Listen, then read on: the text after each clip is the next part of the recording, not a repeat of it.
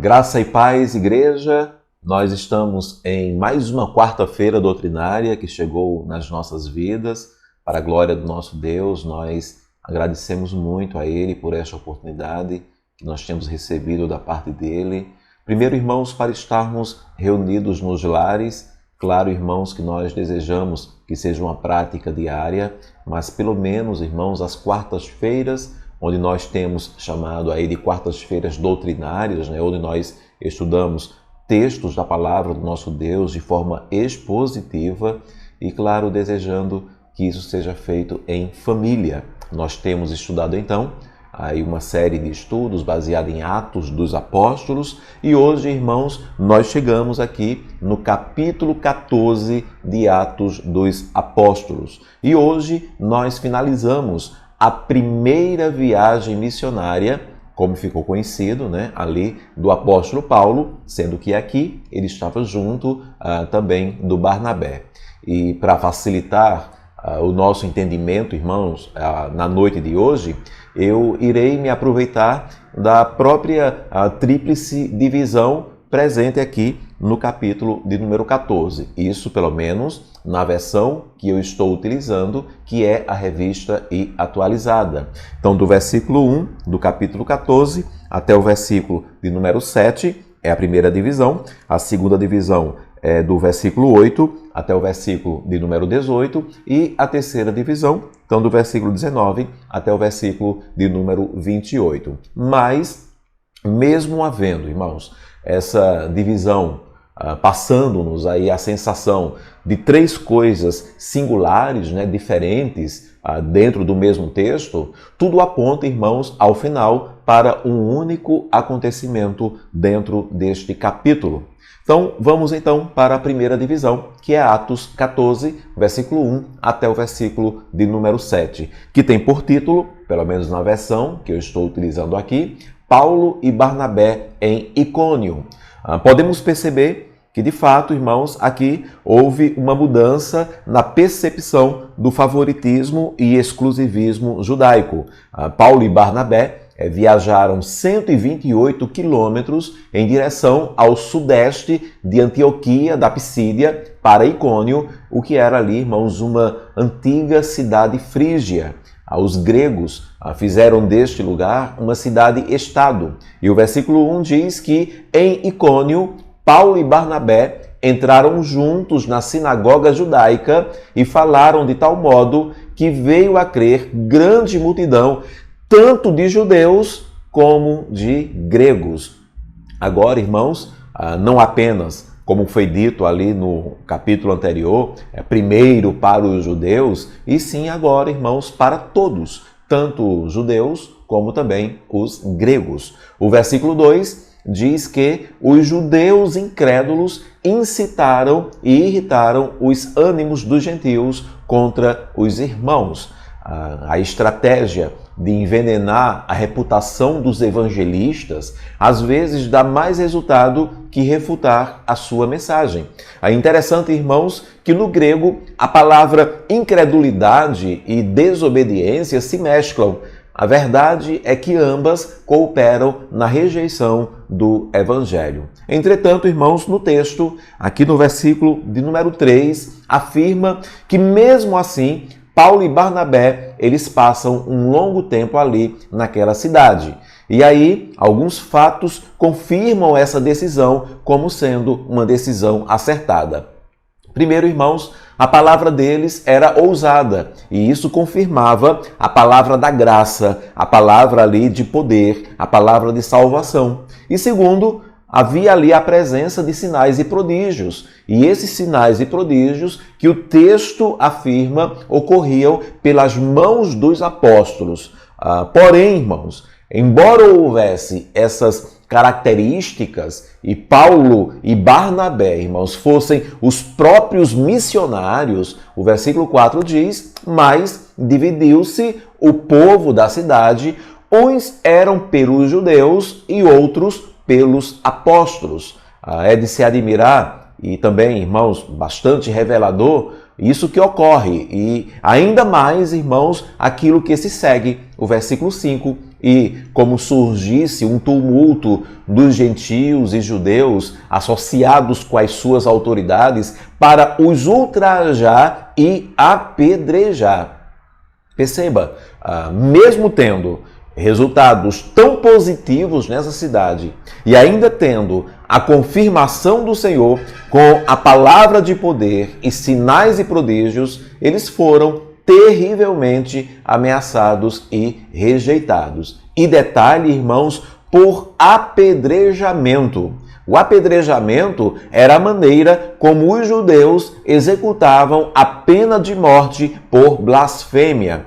E lembram que na última quarta-feira nós falamos que o missionário ele precisa saber qual o momento de deixar um campo e partir para outro? Aqui, mais uma vez, isso se comprova. O versículo 6 e o versículo 7. Sabendo eles, fugiram para Listra e Derbe, cidades da Licaônia e circunvizinhança. E ali eles anunciaram o Evangelho. E aí tem início, então, o segundo bloco, Atos capítulo 14, versículo 8 até o versículo de número 18, que aqui eu tenho por título A Cura de um Coxo em Listra. A cidade de Listra, irmãos, uma colônia romana que ficava ali a 30 quilômetros ao sudeste de Icônio. E a título de curiosidade, era a cidade ali de Timóteo. E ali, irmãos, em determinado lugar, estava assentado um coxo de nascença.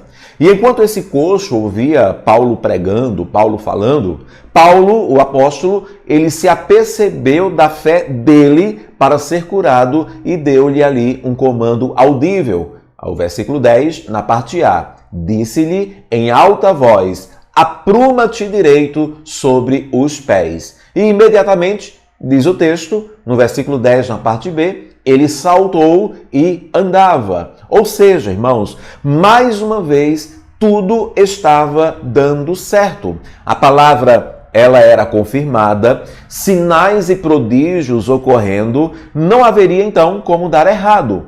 Entretanto, dos versículos ali 11 até o verso de número 13, mostra a reação equivocada daquela multidão, que ali estava.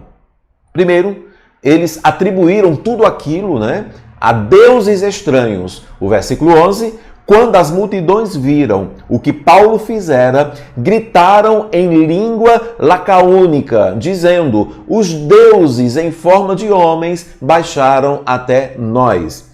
Segundo, eles elevaram Paulo e Barnabé ao posto de divindades gregas. Versículo 12. A Barnabé chamavam Júpiter e a Paulo Mercúrio, porque era este o principal portador da palavra. Terceiro, resolveram, irmãos, fazer oferendas. O versículo 13. O sacerdote de Júpiter, cujo templo estava em frente da cidade, trazendo para junto das portas touros e grinaldas, queria sacrificar juntamente com as multidões.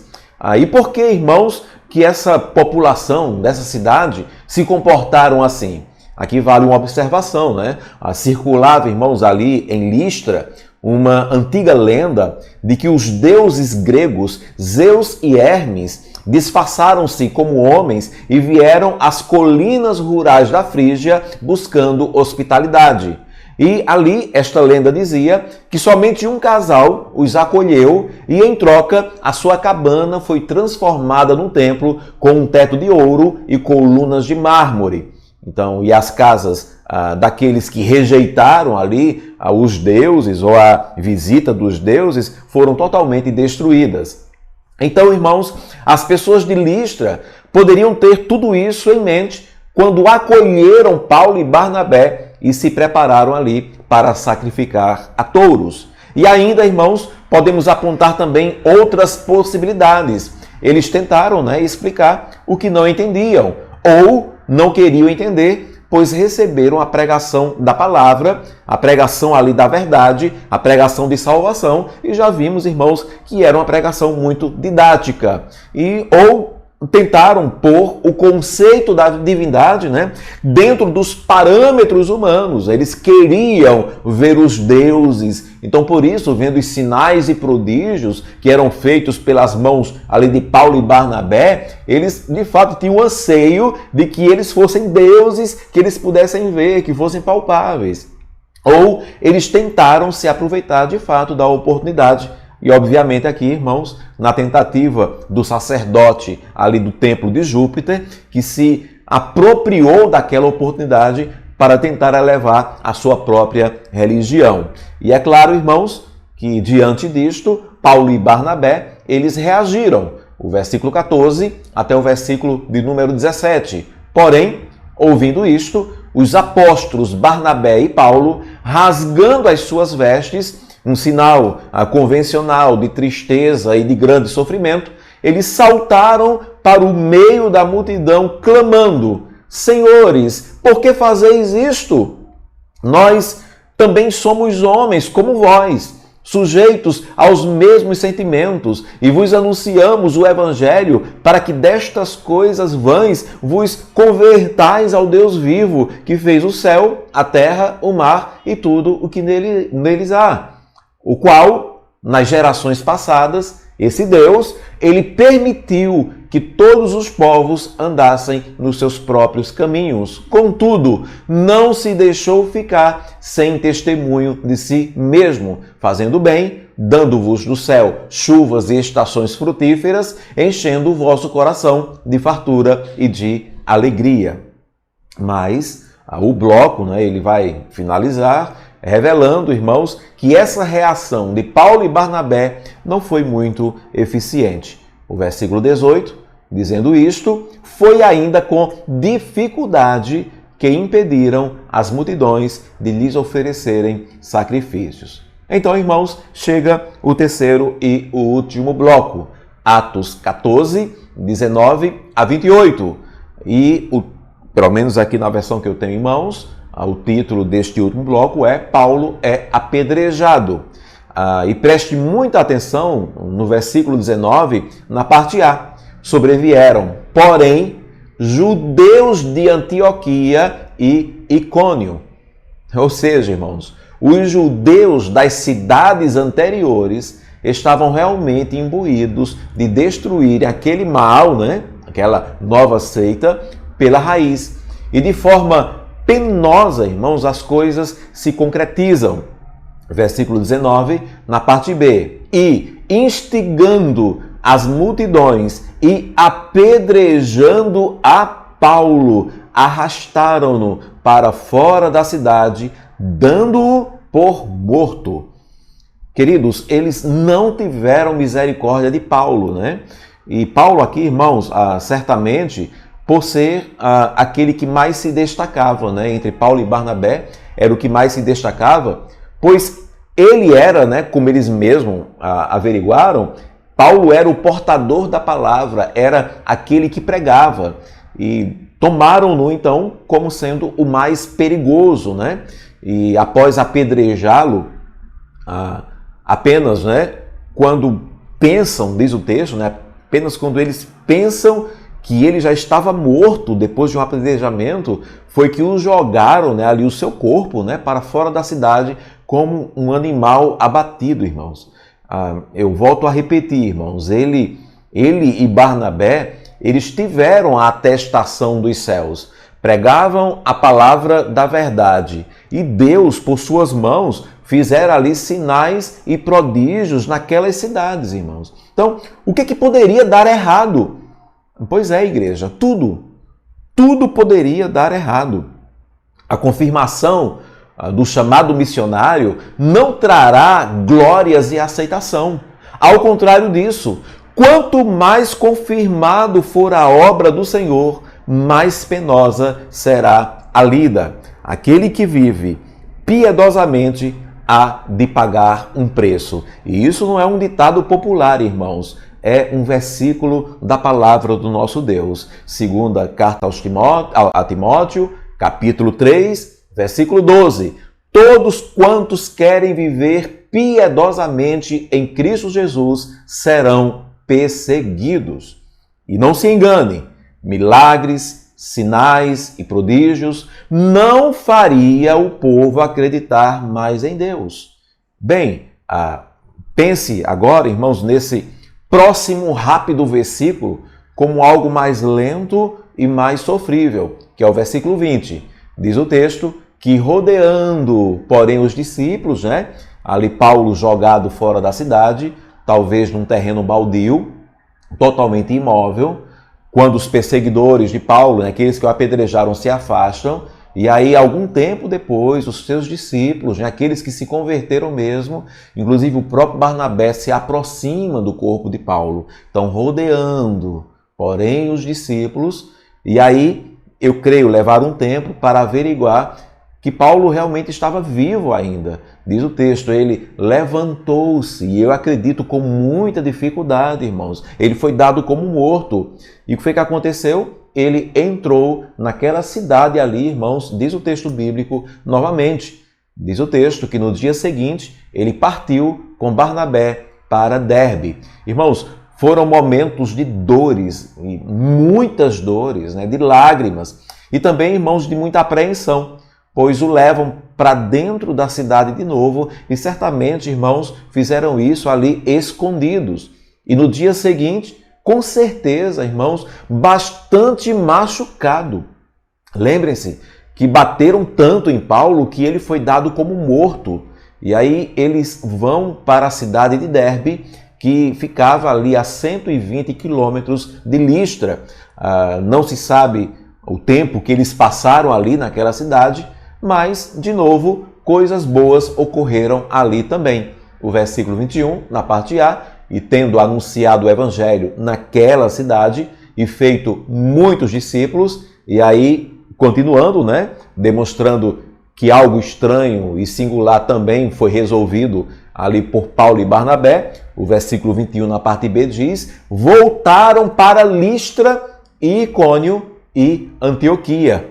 É isso mesmo, irmãos, eles resolveram, eles voltaram para aquelas cidades que tanto mal lhes fizeram, e que ainda inspirava tanto perigo.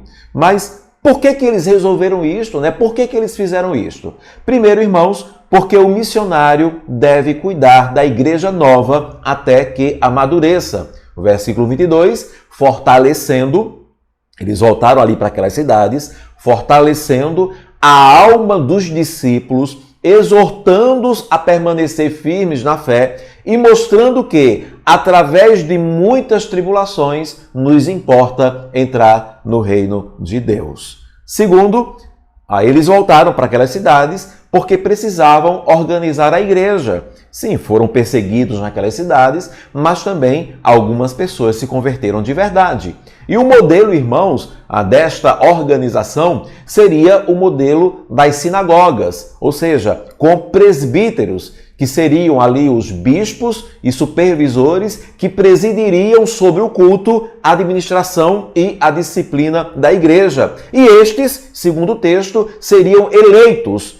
A eleição, essa palavra, é a palavra original que significa eleger pela mão, no sentido de apontar, O versículo 23, e promovendo-lhes em cada igreja a eleição de presbíteros, depois de orar com jejuns, os encomendaram, ao Senhor em quem haviam crido. Então, o próprio Paulo e Barnabé, eles apontaram, eles elegeram quem seriam os presbíteros destas igrejas. E dali, irmãos, eles atravessaram a Pisídia, indo até a Panfília, foram para Atália e dali, irmãos, eles retornaram para Antioquia, onde ali tinham sido comissionados. Chegaram ali na cidade de Antioquia e agradeceram ao Senhor por terem cumprido a graça que lhes foi confiado, O versículo de número 26, irmãos, eles agradecem a Deus por terem ido ali onde foram comissionados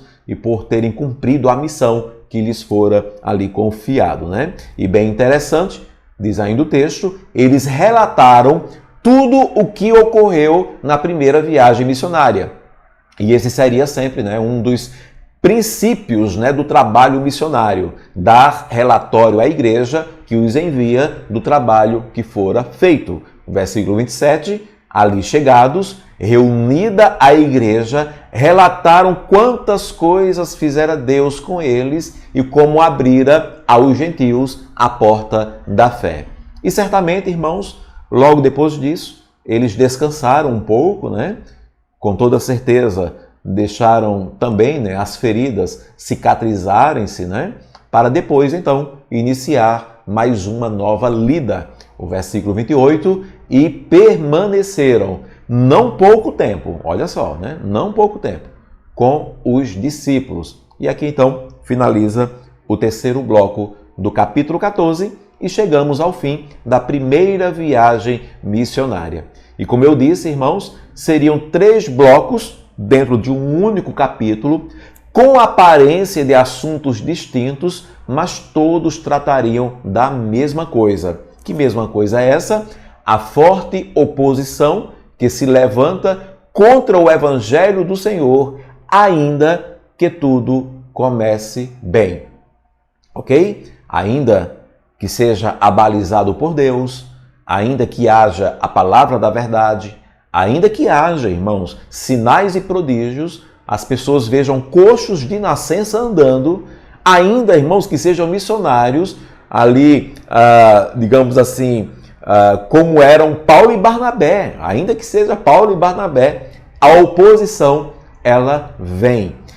E uma das características mais marcantes, né, o ímpio, o homem carnal, uma pessoa só, né? O ímpio, o homem carnal, ele não medirá esforços para denegrir a imagem do profeta do Senhor. Perceba que o judeu incrédulo não queria a salvação para si. Também não queria a salvação para o gentio. Mas esse judeu incrédulo, ele não pensou 2 vezes antes mesmo de se unir ao ímpio gentio para juntos denegrirem a Paulo e a Barnabé, e até, irmãos, para matá-los. Ok, irmãos? Então, quais são as lições que ficam aqui para o nosso aprendizado, irmãos, com base nesta primeira viagem missionária, especialmente hoje, neste capítulo de número 14?